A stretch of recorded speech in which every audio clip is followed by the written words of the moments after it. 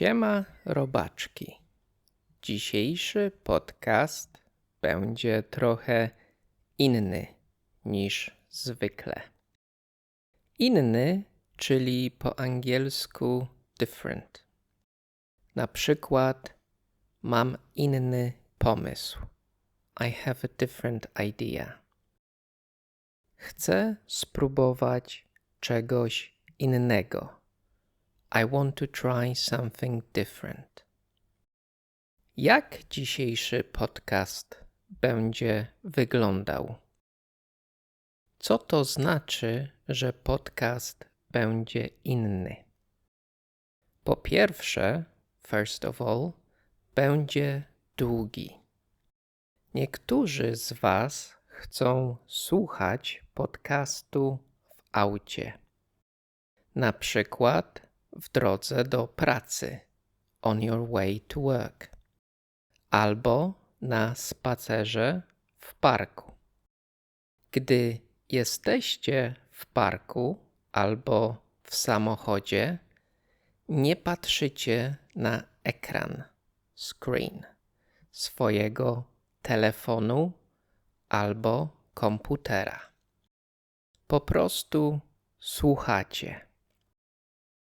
Dlatego dziś nie będzie żadnych notatek ani sentence breakdowns. Będę po prostu gadał. I'll just be talking. Możecie oczywiście włączyć sobie napisy, subtitles. Jak zauważyliście, as you may have noticed, od czasu do czasu będę tłumaczył słówka i wyrażenia na język angielski. Będę też starał się mówić dosyć wolno, żebyście wszystko zrozumieli. Będzie też dużo przykładów, ejemplos. Czasem coś przetłumaczę nawet na język hiszpański. Dlaczego? Tak dla jaj. Just for fun. O jajkach był już podcast jakiś czas temu. Wielkanocny. Easter. Teraz mamy czerwiec. June. Koniec czerwca. The end of June. Dlatego muszę Wam dziś coś powiedzieć o wakacjach w Polsce. Michał, co to są wakacje? Wakacje to po angielsku summer holidays. Wakacje w Polsce trwają 2 miesiące. Te 2 miesiące to oczywiście lipiec, July i sierpień, August. Prawdopodobnie 2 najcieplejsze, the warmest, miesiące w Polsce. Czasem jest gorąco, hot, ale raczej nie przez całe 2 miesiące. 2 albo 3 tygodnie są naprawdę gorące. Kalendarzowe lato, calendar summer, zaczęło się kilka dni temu. I naprawdę czuć to lato. You can really feel it. Jest bardzo gorąco. 30 parę stopni. Dużo. Jak na Polskę, to naprawdę dużo. That's a lot for Poland. Jakiej pogody można się spodziewać, będąc w Polsce latem, in summer? Tak jak powiedziałem, just like I said, będzie raczej ciepło, a czasami gorąco. Niestety, unfortunately, może też padać deszcz. i może zrobić się zimno. Czasem występują też burze, storms.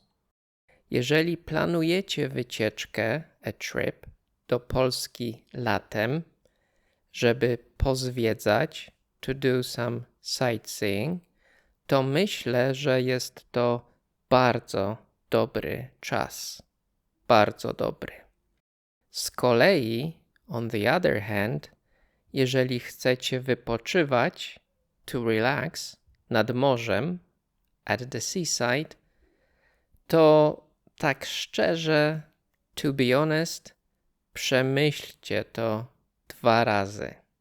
Think twice. W Polsce są piękne, piaszczyste plaże, sandy beaches. To prawda. Woda w morzu niekoniecznie jest ciepła. Chyba około 20 stopni. Ale to zależy od regionu. It depends on the region. A pogoda nad morzem? No właśnie, nie zawsze jest piękna, niestety.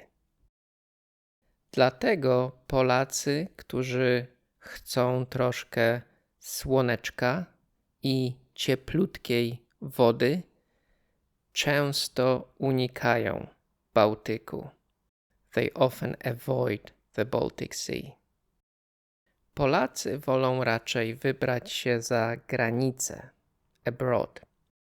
Na przykład do Chorwacji, Hiszpanii, a teraz może do Albanii, bo to chyba trochę tańszy kierunek, a cheaper destination. Czy to znaczy, że Polacy nie odpoczywają nad Bałtykiem? Nie. Sporo Polaków jeździ nad Bałtyk. Dlaczego? Bo Bałtyk nie jest taki zły. Jeżeli pogoda okaże się ładna, to może być to naprawdę fajne miejsce na wakacje. Pod warunkiem, provided that, pogoda będzie ładna. W przeciwnym razie, otherwise, wakacje mogą się nie udać. I będzie można wtedy uprawiać narodowy sport Polaków, czyli narzekanie, complaining. Po co pojechaliśmy do tego Sopotu? Pogoda była fatalna. Panie, wszystko było drogie. Wszędzie było pełno ludzi. Korki w mieście. Traffic jams.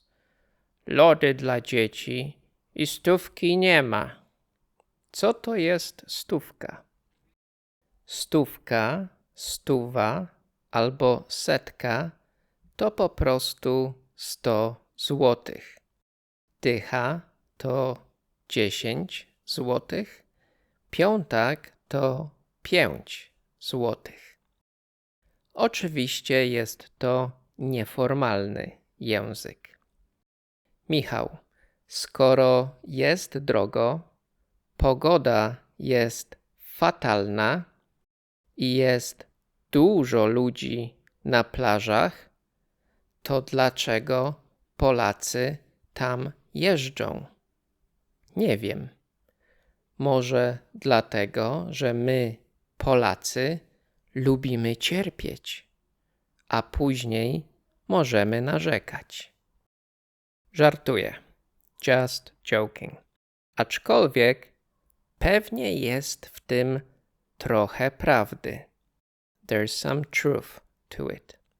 Niektórzy Polacy po prostu nie chcą jechać za granicę z kilku powodów. Bałtyk przynajmniej jest w Polsce, więc nie trzeba lecieć samolotem. Mniej stresu. Wiesz, czego możesz się spodziewać. You know what to expect. No i chyba niektórym nie zależy aż tak bardzo na idealnej pogodzie. Niektórzy po prostu chcą być daleko od domu i odpocząć. Michał, jak wygląda plaża w Polsce? Plaże w Polsce są piaszczyste, dużo piasku. Ja osobiście wolę piaszczyste plaże niż kamieniste. Tak, jest to trochę irytujące, annoying, kiedy piasek dostanie się do spodenek, shorts, albo między palce, between your toes. Head, shoulders, knees and toes. Ale piasek jest przyjemny.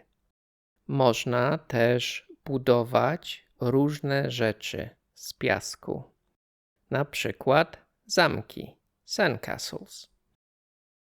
Albo można zbudować rękę z piasku, żeby wystraszyć plażowiczów. Jeżeli chcecie poznać trochę trudniejsze słówka związane z wakacjami, holiday-related words, to możecie nauczyć się 2 nowych słów. Wczasowicz, czyli holiday maker, oraz plażowicz, czyli beach goer, coś takiego. Plażowicz to osoba, która odpoczywa sobie na plaży. Plażowicze w Polsce zwykle leżą albo siedzą na ręczniku plażowym. I czasami, nie zawsze, rozkładają parawan. Michał, co to jest parawan? Parawan to po angielsku windbreak. To składana osłona z materiału, którą stawia się, żeby odgrodzić albo osłonić jakieś miejsce.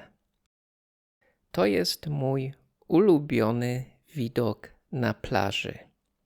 Polacy lubią rozkładać parawany. Jeden parawan obok drugiego. Znowu ktoś mnie podgląda. Zamurować czas drzwi. To jest mój kawałek podłogi. Taka piosenka mi się przypomniała. Polecam. To jest mój kawałek podłogi.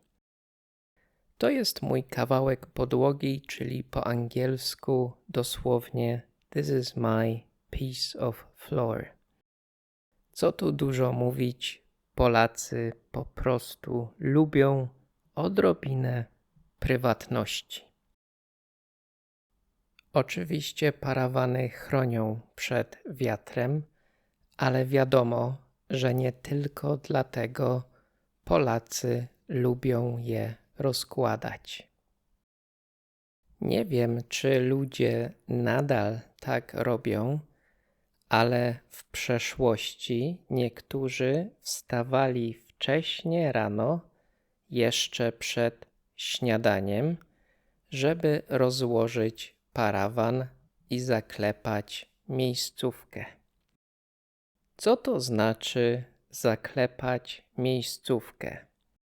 Tak jak wam powiedziałem, na plaży może być naprawdę sporo osób. Oczywiście później po śniadanku. Tak, na spokojnie. Najpierw trzeba wstać, zjeść śniadanko, wypić kawkę i dopiero wtedy ludzie ruszają na plażę. I może pojawić się problem. Może być problem ze znalezieniem dobrego miejsca z widokiem na morze. A parawan, trzeba gdzieś rozłożyć. Where are you going to put up your windbreak then? Dlatego niektórzy są sprytni, czyli clever. Tak, Polacy są sprytni. Więc wstają przed śniadaniem, biorą swój kolorowy parawan, idą na plażę i wybierają najlepsze miejsce. I zaklepują miejscówkę. They secure a spot. To jest mój kawałek podłogi. Zarezerwowałem je sobie na cały dzień. W międzyczasie, in the meantime, zjem sobie śniadanko w hotelu, a parawanik i ręcznik będą na mnie czekały. Na mnie albo na całą moją rodzinę.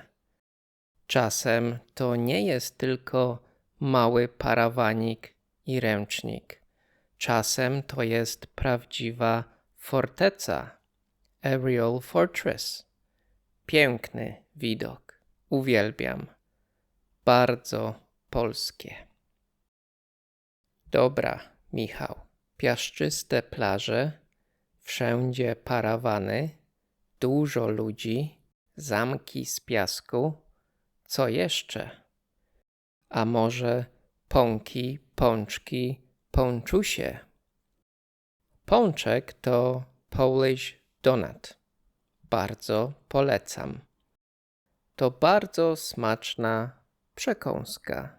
A delicious snack. Jeżeli leżycie na plaży, schowani za parawanem, to pewnie w którymś momencie poczujecie się głodni. Będzie trzeba coś zjeść. Nie martwcie się. Don't worry.